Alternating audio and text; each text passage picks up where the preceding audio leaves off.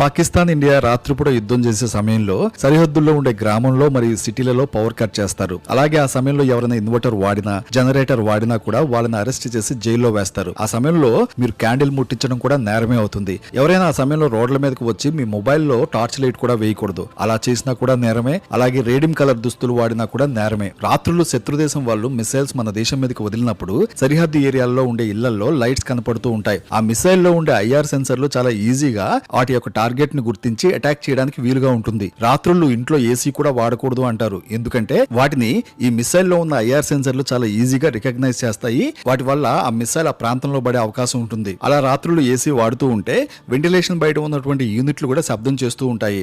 ఆ శబ్దాన్ని బట్టి కూడా శత్రుదేశం వాళ్ళు గుర్తించడానికి చాలా ఈజీగా ఉంటుంది. ఆ సమయంలో లైట్లు ఎక్కువగా వేసి ఉంచినప్పుడు ఈ శత్రుదేశం వాళ్ళు రేడియో ఫ్రీక్వెన్సీ మరియు హీట్ ట్రాకింగ్ మిషన్స్ ని యూజ్ చేసి టార్గెట్స్ ని గుర్తిస్తాయి. ఆ సమయంలో ఎవరైనా రోడ్ల మీద తిరుగుతూ